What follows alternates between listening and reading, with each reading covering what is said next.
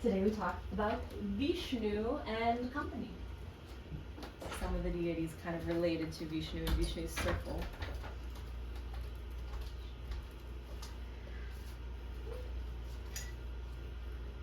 All right. So, in the Trimurti, that you see the Trimurti is Brahma, Vishnu, Shiva. Vishnu in the middle is the preserver, the one that preserves culture, preserves humanity, wants to essentially keep the game going. That's his whole thing. He's like, I want to keep this game going. I want to see how far we go. I want to run this play. Or lila is a word for play or game, or it's like the play of the universe. He's all about running the lila, keeping the lila going. And Shiva is often like, as the destroyer, is the one that wants to remind you, it's all a game, it's all lila, we can stop at any time. So that's why Shiva's often considered the destroyer. But he's also the liberator, is Shiva. So liberating from that small mindset, or not small, but focused on the material, essentially. But Vishnu, of course, also knows it's all a game. He just likes playing. He's kind of the playful god in many ways.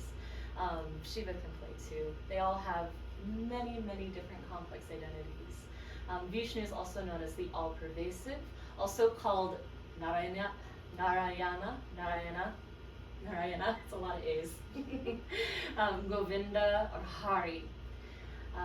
He is the one who is everything and who is in everything, so all-pervasive. And I remember when we did Shiva, we talked about Shiva being all-pervasive too, Shiva being everywhere. Mm-hmm. From the Shaivite perspective, it's Shiva that is the one who's everywhere. From the Vaishnavite perspective, the Vishnu perspective, it's Vishnu who is everywhere. It doesn't matter which one you choose. It doesn't matter which one you like. You don't have to pick. You can also just live with a kind of cognitive dissonance that everything is Vishnu and also everything is Shiva. And that's kind of the beauty of this, is that, yeah, it contradicts, but it's fine. It's literally not a problem. You just know that both things are true. They're just different words for kind of the same idea. His symbols, we see the chakra, which we're watching a show right now that has Vishnu in it. And whenever Zach sees that, he's like, oh, it's Vishnu's fidget spinner. And I cannot unsee it. That's exactly what it is. Yeah, it's Vishnu's fidget spinner, which he uses to lop off heads, you know. Yeah, and it represents, the chakra, it represents all of his kundalini energy, all of his spiritual energy. Mm-hmm. So there's even an episode where he's not able to kill a demon with the chakra because the chakra actually will give that demon a lot of energy. If it doesn't kill him, it makes him extremely powerful, essentially. So he's got to be careful with the use of the chakra. The conch represents either the call to action or the divine spiral. So conchs are often blown at the beginning of a war or a battle. You hear the sound of the conch or a call to action. Also, if you look at the conch and the way that it spirals, it has that divine spiral, that sacred geometry in it, which he holds up at all times.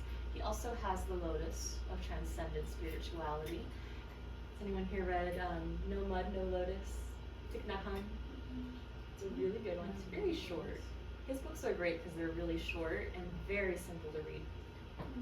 But the concept with the lotus is it starts in muddy, gross, disgusting looking water. And then it pushes its way up, and then there's this long, thin stem that comes up through the water, and then once it gets to the top of the water, it blossoms out. So you can think about it like the energy rising up the spine and getting to the very top of the head and opening and blossoming out. And even when we think about the chakras, and you can look on the wall behind us here, you see the chakras, they all have a certain number of petals. And unfortunately, this tapestry is not accurate. It's fairly accurate, actually. The lower couple have the right number of petals. There's supposed to be 1,000 petals at the very top, at the crown chakra. But the number of petals also matters, and I believe it's actually 2 petals at the no, it's supposed to be 2 petals, yeah. So yes, some of them are not accurate. So if you're interested in that, look up good resources for that. But yeah, they're every chakra is often thought of as a lotus with a different number of petals. So it's very much about the transcendent spirituality.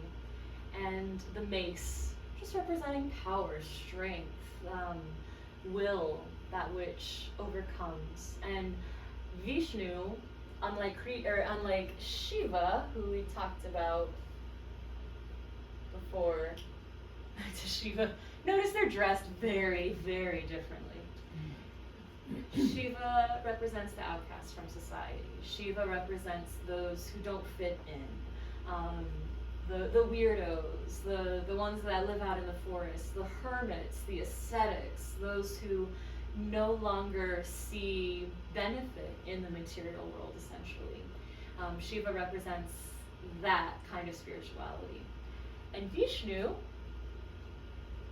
kind of is the balance of that. Vishnu represents beauty and that kind of attachment to beauty and cultivating and creating a kind of culture.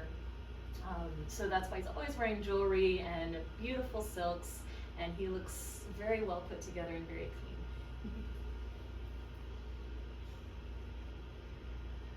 And it's not to say, I don't want you to get the idea that they're opposing each other either, because they're not opposing each other. In a lot of the stories, they're actually friends, and they love each other very much. They worship each other. Shiva worships Vishnu, Vishnu worships Shiva. So they work together, they care for each other, they understand each other's role in society and role in the world and importance of each other. So there's respect and even love there between them.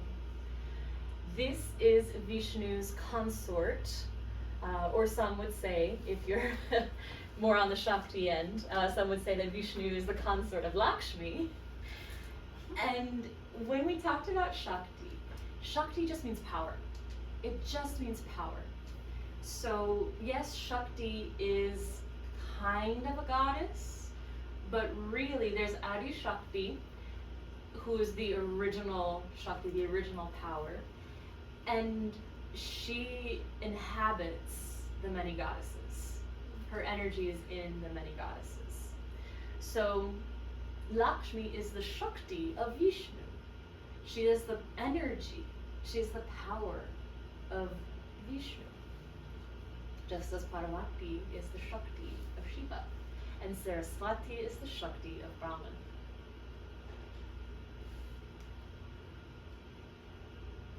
Also known as Shri. That's also part of her Bij mantra is Shri or Shreem. So when people chant for Lakshmi, they'll also chant Shri, Shri Lakshmi, Lakshmi Namaha. And I think not next week, but the week after next week, we're going to go more in depth on mantras and really look at the mantras, the different kinds of mantras you can use, and how to pick a mantra that works well for you and stick with it for a little while. Lakshmi is invoked for love of life, prosperity, and understanding of divine abundance. She's got gold coins pouring out of one of her hands. So all of these images, the reason why we have this imagery is this is something you can meditate on. So you can sit down and meditate just on her hand pouring out gold. Thinking about her as Mother Earth. Mother Earth pours out gold. Does Mother Earth ever get mad at us for taking away her gold? No. She just gives more and more and more, right? This is Mother Earth. This is that abundance of nature. And she's obviously very cleaned up, just like Vishnu is. She's wearing her jewelry and her silks. But she is still representative of the power in nature, the abundance and beauty of nature. She also, I put Ganesha here because there's a fun story. She actually adopts Ganesha in one story because she doesn't know what it's like to be a mother. She doesn't have any children of her own. So she borrows one of Parvati's children, Ganesha, and after some convincing, Parvati lets her borrow Ganesha. So she's kind of like he's kind of an adopted son. So you'll often see when people worship Lakshmi, they also worship Ganesha. Ganesha is also traditionally always worshipped first. He's what you use to open the roads of your meditation, to open the roads, to remove obstacles when you sit down and meditate. Those obstacles would be things like distractions, thoughts, whatever it is that might distract you from your practice. Ganesha helps remove those. And also we usually see Ganesha with like a lot of gold, a lot of beauty, a lot of jewelry around him too. And his father is Shiva, the ascetic. Where did he get all that? He got it all from Lakshmi. So Lakshmi gifted her adopted son all these beautiful things and all this jewelry. Parvati's also a princess, but she's usually a little bit more pared down. She also, she did asceticism in order to prove to Shiva that she really loved him. So she's usually a little bit more pared down than Lakshmi is when it comes to the jewelry, the gold. All right. So together, you see this image a lot of Narayana, Vishnu resting on the serpent Shesha, I think, floating upon the primordial soup or the ocean of milk. So this comes up a lot, the ocean of milk. So the milk is a beloved drink in India, right? It comes out of the cow. The cow is a beloved animal. It has lots of fat, lots of nutrients. It's life-sustaining. So when they wanted to represent a life-sustaining ocean, like the primordial goo, the primordial soup essentially that we all came out of, ocean of milk, right? And nurturing. It's a lot nicer than saying like the primordial gunk or the volcanic mud from which all life came. It's the ocean of milk that he rests on, and this comes up a lot. It's in a lot of the stories. Is the ocean of milk. Here we have Lakshmi massaging the feet of a dreaming Vishnu. So he is dreaming the universe into existence. He is dreaming the Leela, the play. And as he dreams, out of his navel grows a lotus. And on that lotus sits Brahma, who creates the world. So there's kind of this question between the two of them: who created who? Who came first? Brahma thinks he came first, Vishnu thinks he came first. They appeared kind of at the same time.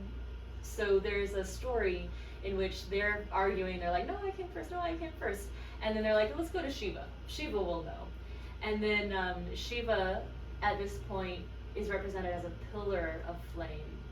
And Shiva says, okay, whoever can find the end of the pillar of flame, you are the one who came first. So you'll be the honorary senior.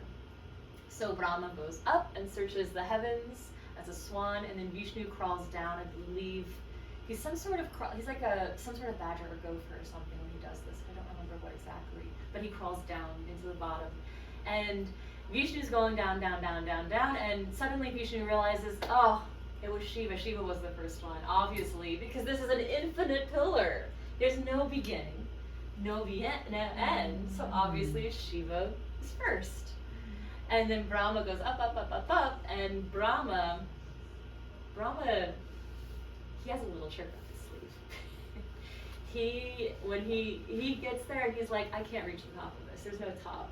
But no one knows that I can't reach the top, so he lies when he comes back to Shiva, and he says, oh yeah, I found the top, absolutely. And obviously, both Shiva and Vishnu are just like, oh, okay, you're lying. And then Shiva curses Brahma to not ever be worshipped. And then Brahma's like, yeah, that's fair. I was tricksy. So that's one of the stories as to why Brahma is never worshipped. The other one goes that because Brahma is the creator of everything that we see, the material world, he also created his own consort. So his consort, Saraswati, his wife, is technically his daughter. So people are like, that's creepy. So you don't see them together very often, because it's kind of weird. And it's another reason that people give why Brahmas not frequently worshipped. There is one temple in all of India that's dedicated to the worship of Brahma. I don't know why. I have to figure out why. Why there's that one temple. Like, I know why people don't worship him, but why does that one temple actually worship him? I don't know. Because they like liars and They like liars and incest. weird creepy incest. Just be honest. I'll figure it out. I'll look that one up for next time so I can give you the real answer. So we move down. Oh, and this is the way he's resting here. This is the Yoga Nidra of Vishnu. So Yoga Nidra is a practice that you may be familiar with. Not when you take a yoga class and you go into Shavasana, it's like you're almost getting into Yoga Nidra. You're getting close. And if you have a long Shavasana, your teacher might be using some Yoga Nidra techniques. So what Yoga Nidra is you lie down and you go through the different layers of self, the different koshas, the levels of the body. So you move through the body, you move through the breath, you move through the mind, and then you get deeper and deeper and deeper until you find that kind of core of who you are. And then you rest and you relax in that state. So it's kind of an active resting state, an awake resting state is Yoga Nidra. And you can look it up on YouTube. There's Yoga Nidra videos. So if you'd like to practice some Yoga Nidra, like Vishnu, pretend you're Vishnu, practice some Yoga Nidra. This is the Dashavatara of Vishnu. So he has 10 defined avatars that are pretty consistent. When it comes to Shiva, we talked earlier about how Shiva had Hanuman was an incarnation or emanation of Shiva, not really an avatar. There's some subtle differences between them. Avatars, for example, know that they are Vishnu.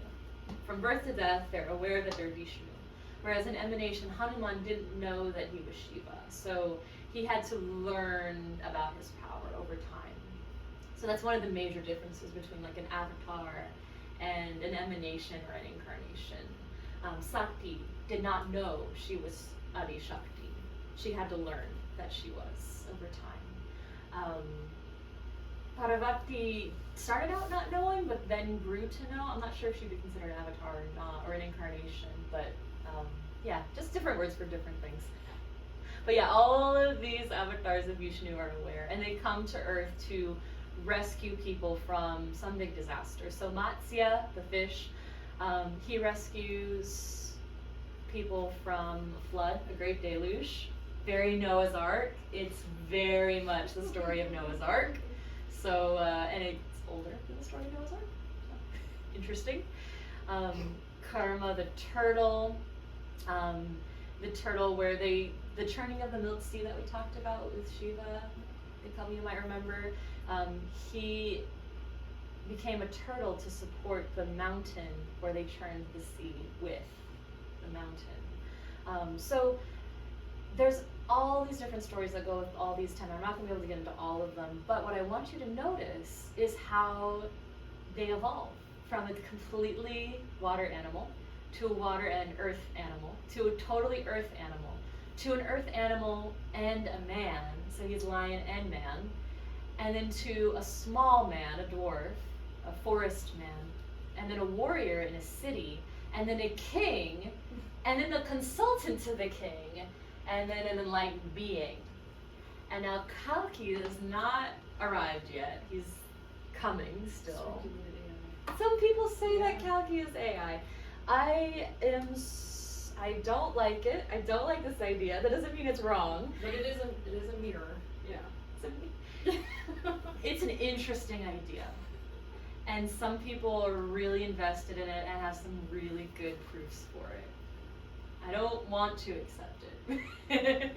But I can't say that it's not possible. 'Cause who knows? But yeah. So it already has a name? Kalki? Yeah, Kalki. He's been prophesied essentially. Okay. Yeah. Yep, the prophesied one. And we're going to focus, because we talked about the Ramayana, that's the story of Rama, that was 2 weeks ago.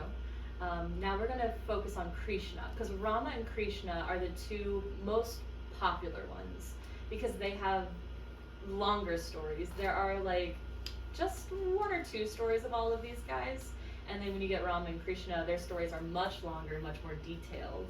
And also, they form the basis of modern Hinduism, really, the Ramayana and the Bhagavad Gita.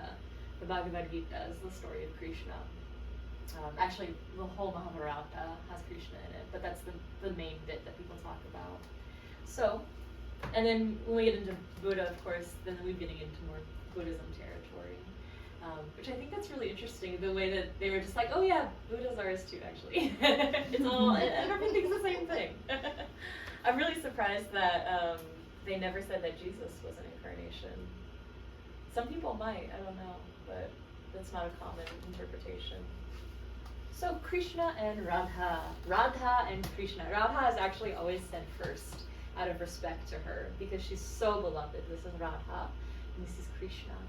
And Krishna's path, especially at the kind of young 16-year-old Krishna, he's the path of the playful.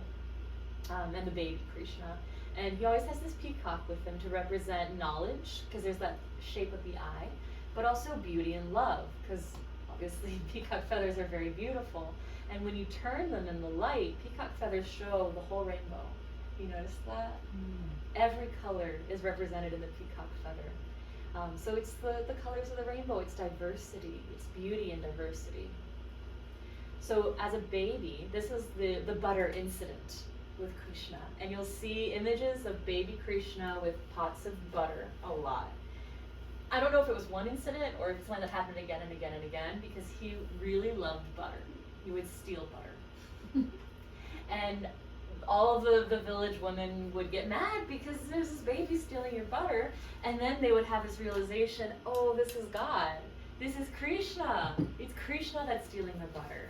So don't get mad at a baby for being a baby. It is still God. So there is this, I love this beautiful idea that have a God that's a naughty child, right? Have a God that's a loud neighbor, like a bad neighbor. Shiva sometimes can be the loud neighbor God. At least his Ganas. He's not loud himself. Well, he can be. His Rudra, who's the roar, it's hard to say. But his Ganas, his ghosts, his ghouls, his friends, they can be loud and rowdy. So he is sometimes the loud neighbor God.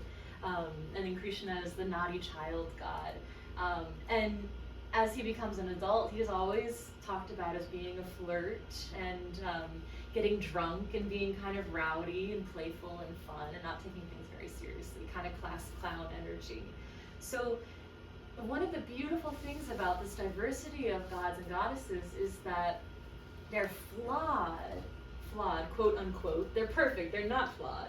But we see these sorts of things that annoy us about other people in the gods. So when you go to complain about someone just being themselves, and then you realize, oh, but God is like that too. That is God. Then that softens you, and that makes life a little bit more kind, I think. So a lot of mothers will take baby Krishna as their main deity, especially while they're mothers in that phase, to remind them when your child does something naughty, that's still God. And then this is when he's 16. So really, I've heard that it was just when he was 16, so it was just like 1 year of his life with Radha. And yet we sing about it again and again and again. And they're so important to each other. But it was just that year that they were living with each other before he went off to go to war in the Bhagavad Gita. So you'll see him a lot with the flute, playing the flute. And he was a wonderful flute player, and he would attract all these gopis, milkmaids, to dance around him while he was playing the flute. But of all of them, it was Radha who is an incarnation of Lakshmi. She is the one who really knew who he was, and he knew who she was. So they had this beautiful connection.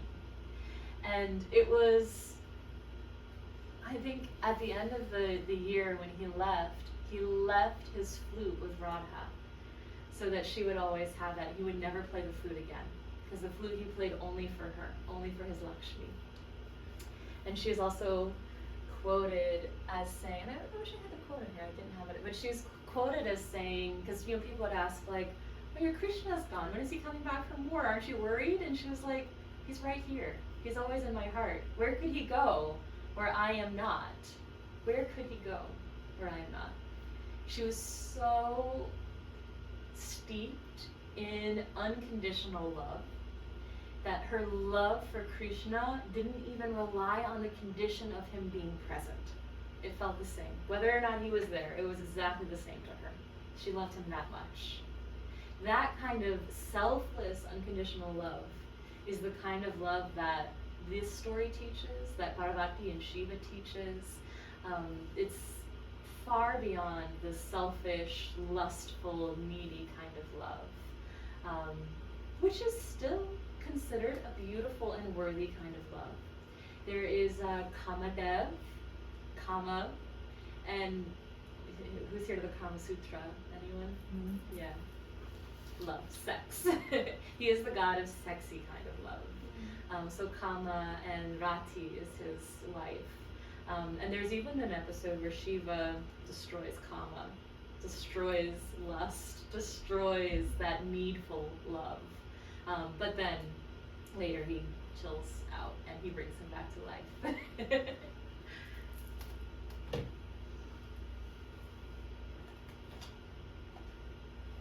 All right. Now we moved on to Krishna in the Bhagavad Gita. So if you read one thing out of Hinduism, probably is read the Bhagavad Gita would be the one I would recommend to read. Because it tells you about not only Hinduism, but also yoga. Because what Krishna is doing is teaching yoga to Arjuna. And Arjuna is the king. And he is a very kind and gentle king. But there are some very unkind and ungentle people in the kingdom, actually his cousins, who want all the power for themselves. So they try to steal power from him and take over. And if they did that, they would overtax people, they would not take care of the roads, they would not be good leaders, and everyone knows this. So Arjuna has to go to war against them. That's the situation he finds himself in. But they're his cousins, they're his friends, they're his loved ones. He does not want to go to war against them. And we can think about this either possibly literally, uncles, cousins, brothers, people who are in his family. Metaphorically speaking, when we're aware that humanity is all one, that we're all each other's brothers and sisters and mothers and daughters and fathers, how could we possibly bring any kind of harm to anyone else? How? So Arjuna knows this too. Even if this person was a complete stranger, I cannot harm them because they are me. And obviously Krishna knows this. So what Arjuna does, Arjuna and, I forget his name, but the king that he's fighting against, both go to Krishna and pray to Krishna for assistance in the war. And Krishna is going to help both of them. So Krishna actually sees his enemy first, the other king, and says, what would you like? You came here first, so you get first dibs. What can I do for you? And the enemy king wishes for all of Krishna's army, the entire army. So he's got all this manpower now. And then he looks at his friend Arjuna and he's like, okay, what would you like, Arjuna? And Arjuna says, I only want you, just you. I have my own army, it's fine. I just need your counsel through this. So Krishna is on the chariot when Arjuna has to go off to battle. And as Arjuna is heading to the battle, he stops and he throws down his weapons and he's like, I literally cannot do this. I cannot kill anyone. I love these people. I can't hurt them. So the entire story of the Bhagavad Gita is about Krishna talking to Arjuna. It's just a conversation between the two of them about how to think about going to this war. So it's the discussion of his dharma. What is your dharma? Dharma means your purpose in life, the thing that you were put on earth to do, the role that you were destined to play. This role relates to how and where you were born. He was born a king, so that's his role. His role is to be a king. Relates to your predispositions. You know, are you predisposed to be quite strong? Do you like to lift weights? It's also your likes and dislikes. A lot of your likes and dislikes come into those preferences. What are you good at? What interests you? That becomes your dharma. That actually is your dharma. So many people think their purpose is to deny pleasure and to deny ease and to deny all the things that they like. That's not true at all. Use your strengths. Preferences are strengths. And Arjuna was a great leader. He was a really good leader. He's a very, very good king. And he liked it. He liked what he did and he was very good at it. This was the part he hated. But this comes with the territory, unfortunately. There are things that we have to do, like owning a business. I love everything about it. And then I have to do taxes, and I'm like, why? Or like keeping books, and at that point. But anything we like to do, we have to make sacrifices for, and this is the sacrifice he must make. He sees himself as a good person, and good people don't kill people, right? So he's struggling so much. So Krishna teaches him about what his dharma is, what it is that he was brought here to do, and what he must do in order to keep the play going. Remember, that's Vishnu's thing. Keep the Leela going. Because Arjuna could say, fuck it, you can have the kingdom, I'm going to go become an ascetic, live in a cave, never harm anyone, but I'm also not going to rule, I'm not going to be a king anymore. And he would be walking away from his dharma at that point. He could do that. Or he could play the game that was put in front of him. He could make the moves that were opened up to him instead of running away from his duties. And that's what Krishna eventually convinces him to do. He also talks about yoga a lot. So Shiva's yoga and Krishna's yoga, or Vishnu's yoga, are kind of different in quality. There's definitely different things they focus on.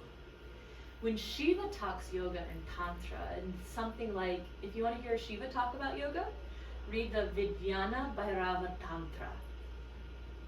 Vijnana, I can write it down for you later. I'll send it to you.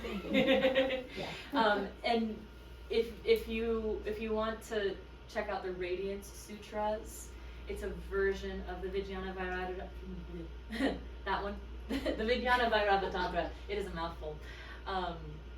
It's a version. It's a little mistranslated. There's a lot of, but it works.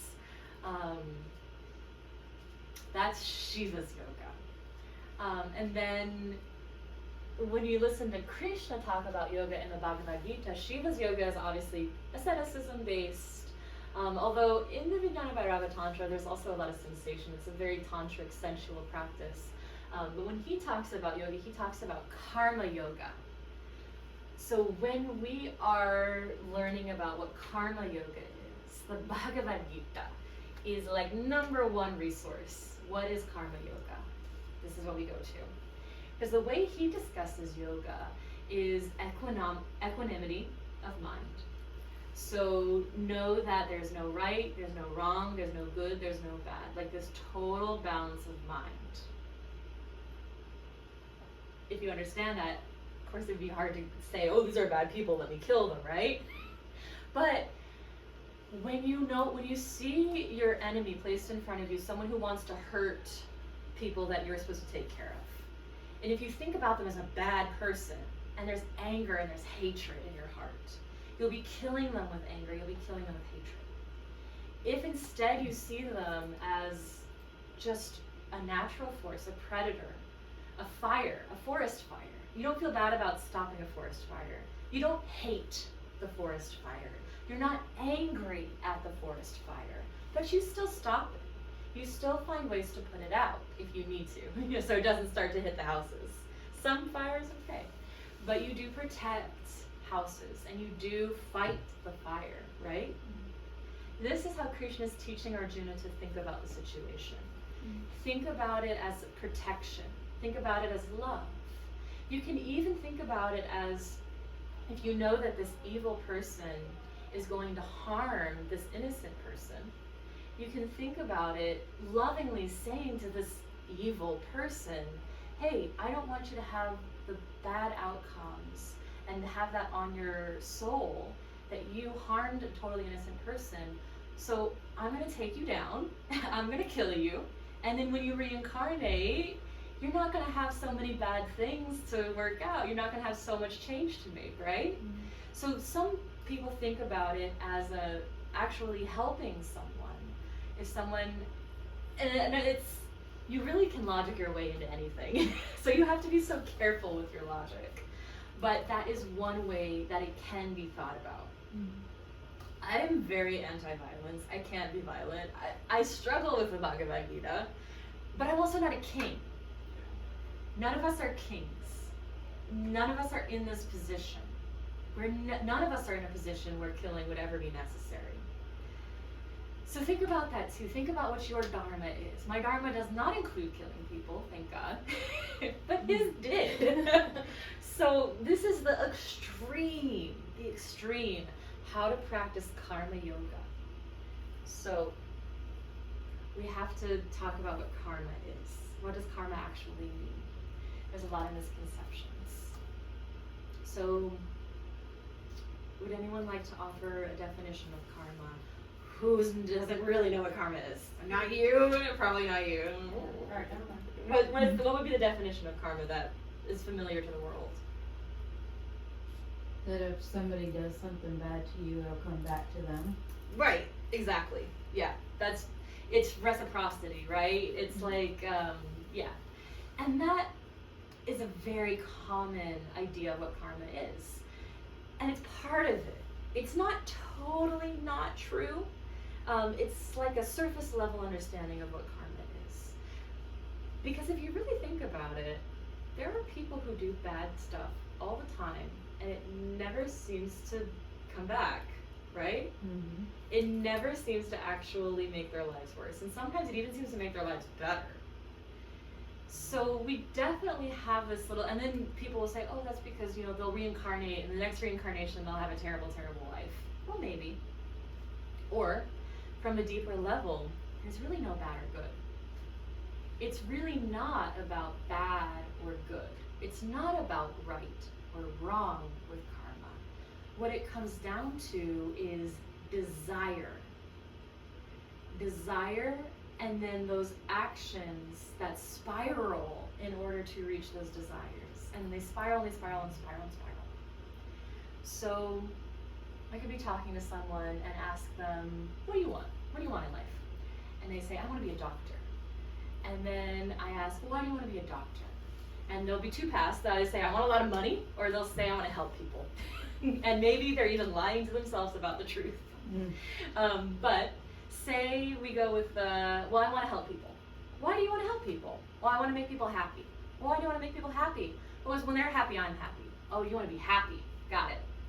I want to make a lot of money. Well, why do you want to make a lot of money? Well, if I have a lot of money, then I can buy stuff that I like. Well, why do you want to buy stuff that you like? Well, if I have stuff that I like surrounding me, then I'll be happy. You want to be happy. Mm-hmm. That's the desire for happiness. Mm-hmm. Every single action, everything we do, is for a desire for happiness. Even if you're a truth seeker, and I always consider myself the truth seeker above a happiness seeker. Even if you're a truth seeker, why do I want to seek the truth? Well, I think it'll make me happy. So why do you want to be happy? Can anyone explain why you want to be happy? Because it's a great feeling. Yeah, it's good. Because it's better than being sad. Yeah. Because you want to, right? Like, be free from suffering. Yeah, free from suffering. And that, even deeper, the freedom from suffering is, it could be happiness, it could be contentment. That at the core of it is suffering, right? Mm-hmm. And being in the freedom from it. And yet suffering is embedded in the world. So when we talk about liberation, freedom, moksha, that is just a little deeper than happiness. because it's not saying I want to be happy, it's saying I want no more suffering to happen. I don't want any more pain. And so that could bring you to a neutral point, essentially. You could be neutral or happy. You're like, I want to be neutral or happy, neutral or better, but never under neutral. I never want to suffer, I never want to be in pain, right? I never want to be in that. So this definition of karma, a kind of more complex or layered definition of karma. Karma relates to, I want that and I will take steps to get it. And then what steps drive it? So in order to become a doctor, you have to go to school. In order to go to school, you have to learn how to make enough money to go to school, or you have to learn how to read. You have to learn how to do math. There's so many things before you can go to college. There's so many prerequisites. In order to learn how to read, you have to have vision, right? You have to have a brain. You have to, or some way of getting that information into yourself. In order to do that, you have to have senses. In order to have senses, you have to be born. So in order to become a doctor, you have to become born first. So that's karma. So it's about, what do you have to do in order to do this, in order to do that, in order to do that. And once you do become a doctor, what does that cause? So how does that spiral? Now you have this identity. So he has the identity of as a king. So with that identity comes all these different desires, all these different things that he must do, that he should do, that keep him in the identity as a king. And he wants to stay identified as being a king, so he must do these things. Thus he's locked into this karmic trap. The karmic trap. And there are people who say your karmic trap, there are things from hundreds of lifetimes ago that you're still working through, desires you had, urges that you had, that you're still working out those karmas. So now that we know what karma is, simply and I'll give one more example of this because it's a lot. There's a high saint who was going to pass away, who's going to leave the wheel of reincarnation. So he was such a high saint. And he looks out a window as he's dying, and he sees a beautiful deer, and he says, oh, what a beautiful deer. And then he dies. And then he reincarnates as a deer. Mm-hmm. That's karma. That is whatever external thing distracts you and pulls you, you come back for again and again and again. If you see it, you must have it at some point. This is the cycle. Or you spend your whole life trying to get it, and you're chasing and chasing and chasing. Mm-hmm. So what is karma yoga? Karma yoga, I think, is one of the most difficult kinds of yoga to do. It is, I think people think of it as one of the easiest ones, because you'll say like, oh, just volunteer, just volunteer your time, do something without, getting any money for it, that's karma yoga. It is not that easy, because if you are volunteering at the animal shelter, why did you do that? Oh, is it because you like cats? Do you think cats and dogs are cute? Are you actually getting something out of that? Yeah, you're getting something out of that. There's a desire, right?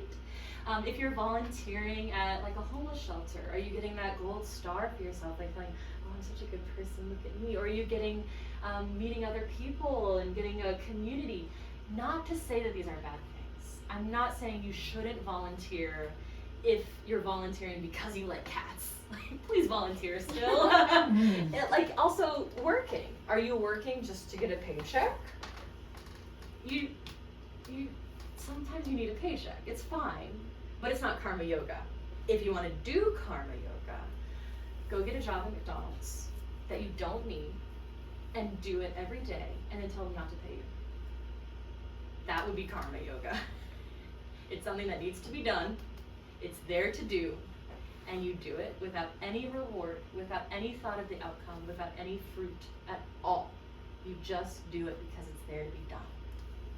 That is true karma yoga, and it is nearly impossible. It is so freaking hard. So it's the practice of desiring nothing. Uh-huh. Yep. Oh, that's hard. Yes. That's hard. It's so hard. Complete non-attachment and non-aversion also. Yeah, because it could be very averse to working at McDonald's.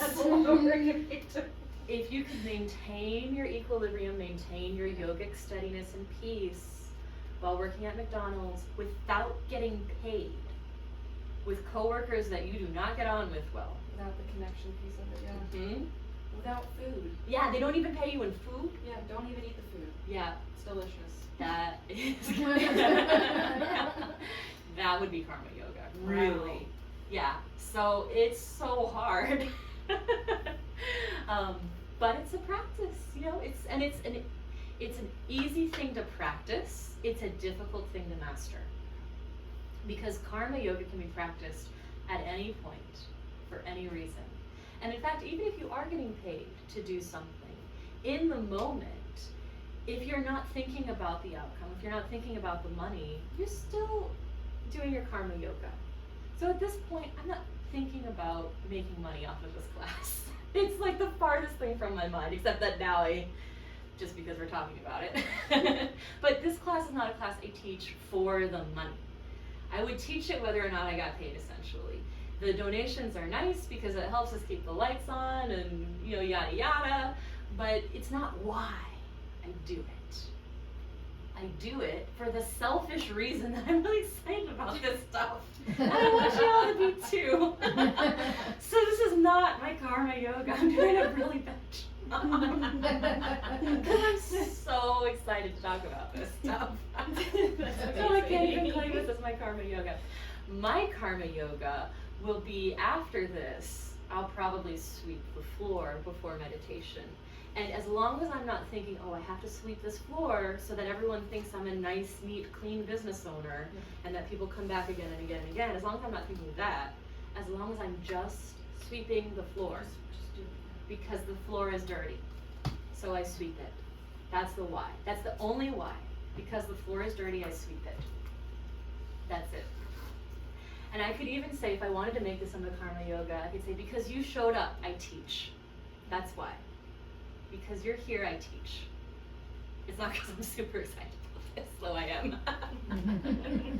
So that's really what karma yoga is. And it can be done at any time, anywhere, as long as what you're doing is you're no longer thinking about, if I do this, then I get that. When you're taking away that outcome.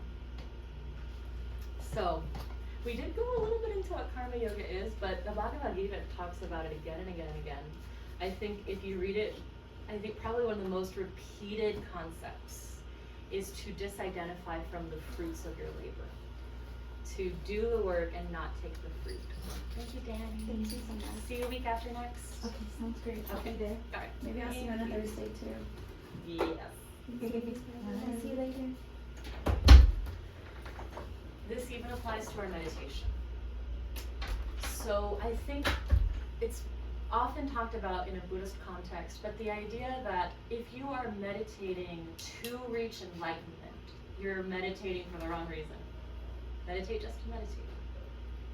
You can't reach enlightenment if you identify with the one who is reaching for it. You cannot be happy if you identify as someone seeking happiness. This is what got kind of twisted up into the whole manifestation, you know, the whole manifestation trend that we had for a little while. I guess it's still kind of going on. No, it's still going on. Still going on, yeah. I don't keep up with the TikToks and the Instagrams and manifestation.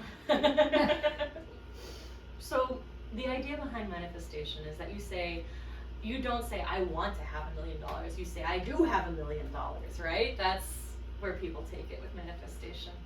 I could teach a whole class about what manifestation was originally. But it is essentially that. It's that saying that I am not a reaching person. I am not a striving person. I am not the person who is always in a state of lack. I have everything. I am full of everything. Everything is manifested for me and through me. And through that understanding, we are no longer working. We're no longer using our own effort. Everything then becomes easeful. And yoga is an easeful, steady posture. That's yoga. And the Yogaschita Vritti Nirodha. No, that was not it. Yoga is asana. Wow.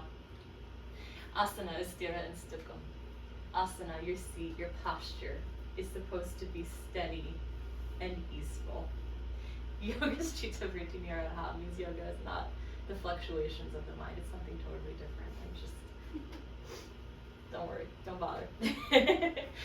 But, so that steadiness of mind combined with easefulness.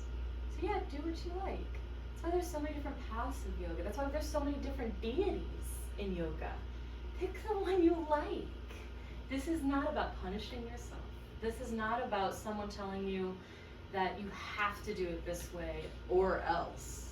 Because that fear, that or else, karma. That's back to, it's generating more karma. You're only doing it because you're afraid of the outcome if you don't do it. It's still attachment. It's still attaching, or aversion. It's still pushing away. So that makes some sense. Awesome. All right. Cool. All right. So that brings us then to the end of our deity yoga. Next week we're going to go over the branches of yoga, and we did kind of go over karma a little bit. So we might go light on that one, really dig into the Dhyana, Raja, and Bhakti. Hatha, pretty much everyone knows what Hatha is. That is your physical yoga. So any yoga class you take pretty much is going to be Hatha yoga. There are some classes that are more like Pilates than they are like yoga. I will say that. So, but Hatha just means force. So if you're forcing, if you're working with the body, working with the breath, it's probably going to be Hatha. But then yeah, we'll go into the Raja and the Bhakti yoga next week. Because you don't have to get on a mat to do yoga. That's this whole series. That's what I want people to understand. That is one tiny little element of what yoga could be for you. And it doesn't have to. You can be a yogi and never once do a down dog or a sun salutation your whole life. It's not necessary. All of this is yoga. All right. Well, I hope to see y'all next week. Thank you for coming. Anyone have any questions about what we went over today? I wonder where do I find these shows to watch about these?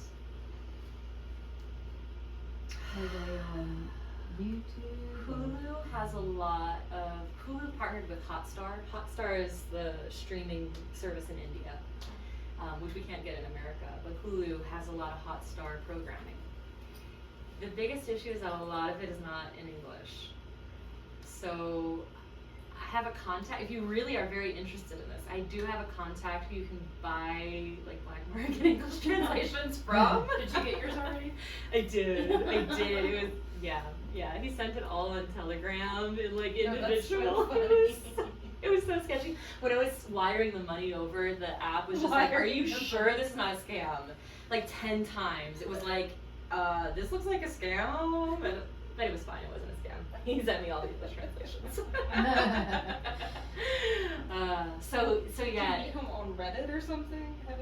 Facebook. Facebook. It was the Facebook, WhatsApp. It was a Facebook image that was like, I have all the English translations for Mahadev if you want it. Sorry, didn't mean that. No, you're fine. But yeah, Hulu is going to be your best bet to start finding that stuff. And then if it's not, some of it has English translations and some of it doesn't. Legend of Hanuman is a really good one that does have good English translations. That's the other problem. Sometimes the English translations are so bad. And you're like, it's almost better off just watching it without the translations and just getting vibes sometimes. And it's time to switch over. Oh, any other questions? No. All right, cool. We do actually have like 4 minutes. They're early, but cool. So did that make some sense? This is your first lecture. So. That was really interesting. I took down some notes of things to like look up later. Yeah. More detail. And you can always ask me too if there's something that you want. I'm happy to chat about things. So yeah, what's your name? Patience. Okay. And you're local? I'm from Hinesville actually. Oh, Hinesville. Okay. How long of a drive is that? It's like 55 minutes. Thank you so much for coming out. Yeah. I hope you have other fun things to do in town after this. Cool. There's the meditation we do after this. It's pretty good, yeah. Yeah, He we has a got very cool voice. He's got the best voice. He does. It's a free meditation for the next 45 minutes with Ken. Is anybody else coming? Thanks, Carmen. Yeah, thank you. I would assume so. Ken always has people. Yeah. So the chairs can just go against the walls. And I'm gonna, Cause I'm staying for it, I enjoy it. oh yeah. It's the best. It's like the hour, it's like it doesn't even feel like it was an hour when we do that. Yeah, time gets so weird when you meditate. It really dilates, it stretches, it slows. When he takes us out of it, it's like, that was an hour. Yeah, it was.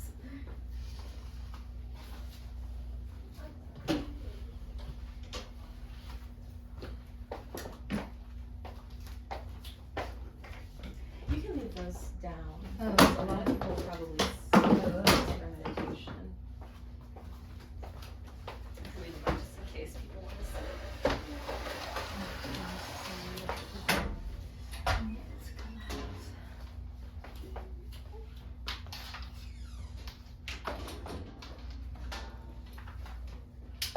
You do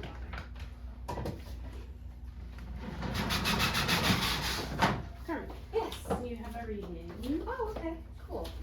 I will be right there. I'm gonna bring this to the back. For sure. And then I'll come up. Could you get the table for me? Yeah. Thank you.